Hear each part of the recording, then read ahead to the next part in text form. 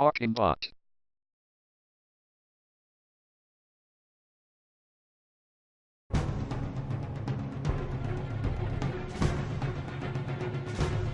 When I am not sabotaging the Hadron Collider to prevent discovery of the Hawking bot particle, I like to watch a bit of British cinema. Dog Soldiers is one of those underrated horror films from the early noughties which slipped a lot of people by, but has become a cult classic in its own right. It was written and directed by the British filmmaker Neil Marshall. If you don't know him, you will definitely know some of his other works.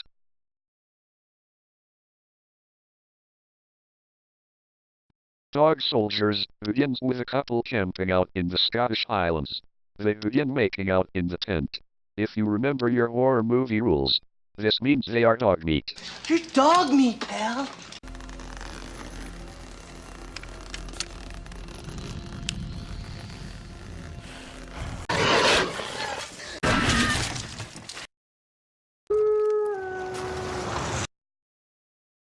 Meanwhile, some dude is running away from a bunch of guys tracking him with a dog. He gets caught but manages to smack a few of them upside the head. Say, isn't that Tommy from Trainspotting? Tommy was the druggie from Trainspotting who introduced the world to death by toxoplasmosis. Due to retching around in his kitty litter for a needle. So Private Tommy seems to have cleaned up his act since dying in Trainspotting, and is now in the army trying out for the Special Forces. Captain Ryan, played by Liam Cunnilingus, who is overseeing the test, is impressed with Tommy for having evaded his unit for 22 hours, and offers him the job if he can shoot the dog. Of course Tommy can't do this. After all, it's cats he hates, not dogs. So Ryan sent... I need men of action, not deeds.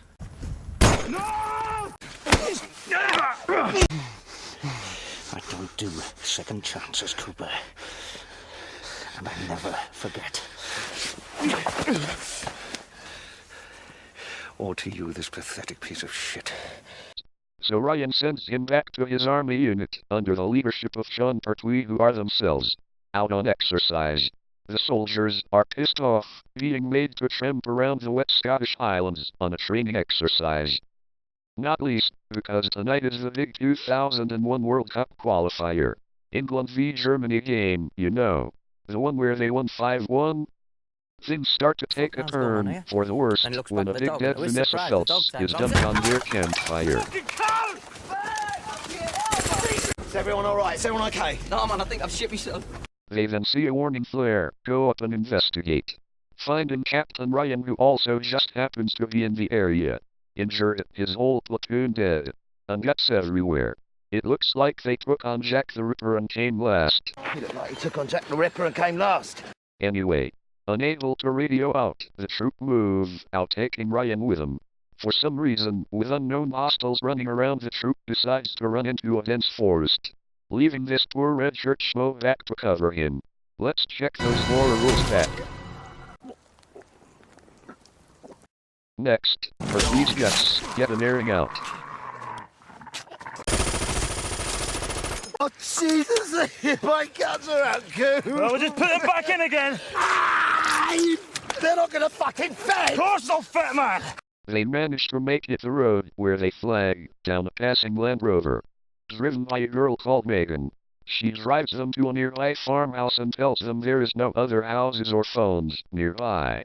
So they all up in the farmhouse.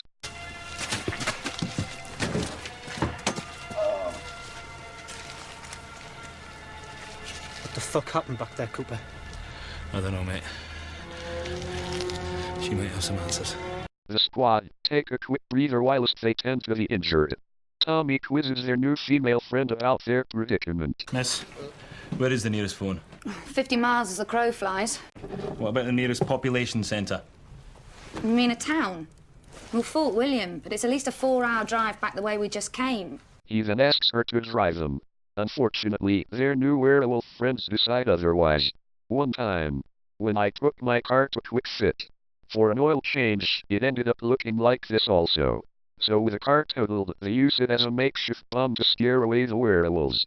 But they get a foot in the door. Meanwhile, poor Sarge is having to stop the dog trying to steal his guts. Ryan grabs a gun to shoot the dog. Christ.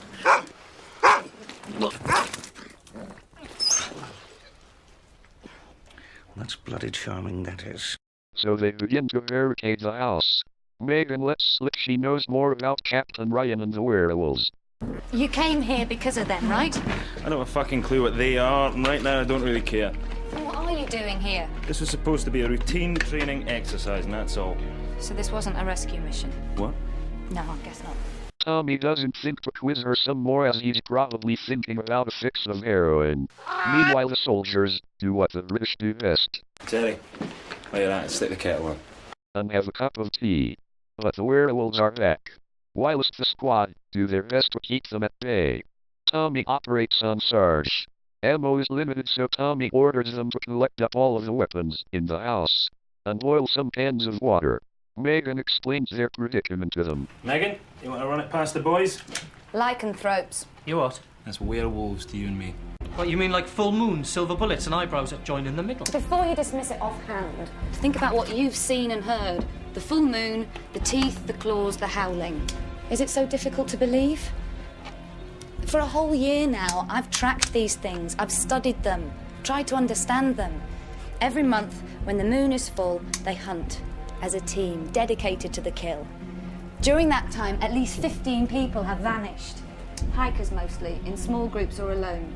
They're caught out in the open, hunted down, torn apart and devoured. Tommy then decides to quiz Ryan some more as to why he and his squad were here, but he doesn't get anything out of him. The werewolves come back for another assault, and with a squad running out of bullets, they resort to throwing cans of water. Megan tells them there is another car in the garage. Realizing that they don't stand a chance of making it until morning, Tommy sends a couple of red shirts out. One to draw the werewolves away and another to hotwire the car and get it to the house. He finds the werewolf in the garage, smacking on the guy from before that ran into the log. He manages to get the car to the house, but one is already in the car behind him. You're behind me, aren't you? I'm gonna fucking have you!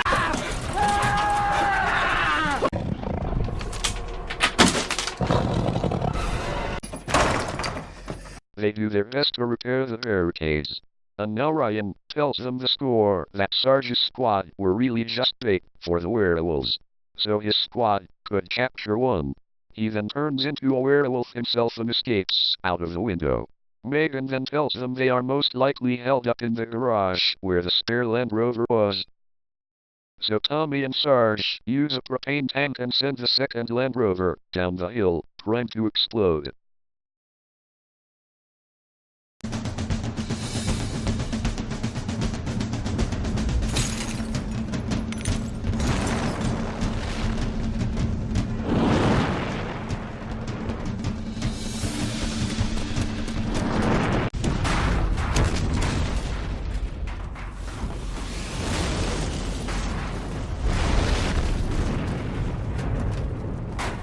Sarge realizes that his wounds have healed unnaturally and that at some point he himself will turn into one. It's at this point Megan says sorry and admits that she is in on it. The house is hers and the other wolves who lure unsuspecting people here to kill them. She then lets in the wolves and Sarge shoots her in the head.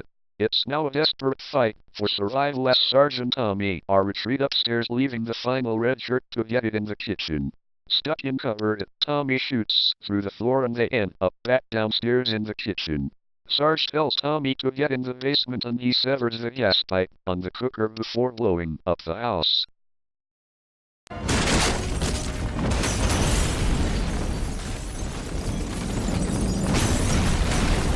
He realizes that the basement is a food stock for the werewolves and all of their victims are hanging here. He then meets his old mucker Ryan, who is a werewolf himself, and they fight to the death. Nasty. He finds the silver dagger on the floor, which belonged to the camper at the start of the movie, and sticks Ryan with it, killing him. For a change, in a horror movie, the dog survives and Tommy makes it out of the burnt-down cottage to go look for some heroin needles and kitty litter.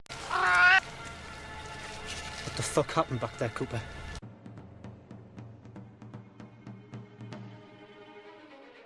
In the end, Dog Soldiers is a low-budget horror movie premise that is effective and straight to the point. It weighs in at a slim 1 hour 40 and gets straight down to business with no messing around. It also observes the classic rules of horror. 1. Courting couples get murdered.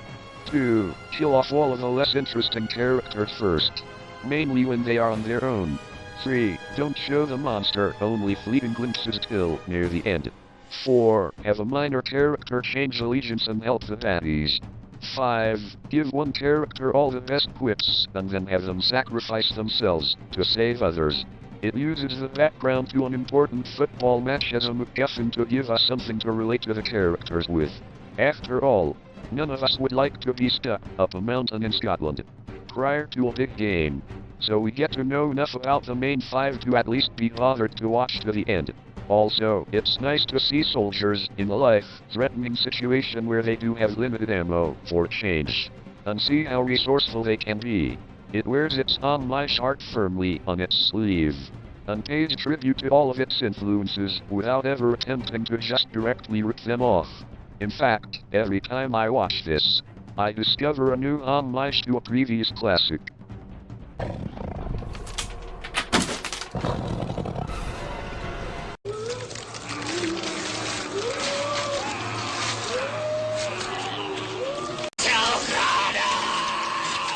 The werewolves are eerily effective, like the aliens, and this is helped in part to only fleeting glimpses.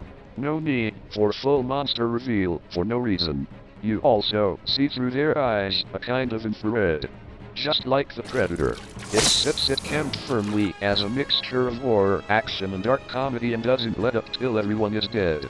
It's never going to win any major awards for originality, but British cinema doesn't get enough plaudits or money thrown at it. So what you get are movies like this that are rough around the edges and all the better for it. So if you are sick of modern horrors homaging all of the past greats, then you need to understand that all horror is a cycle and all horror filmmakers are influenced by the previous generation. So in another 10 years' time, Dog Soldiers might just be held up as a cult classic and influence the next generation. So long.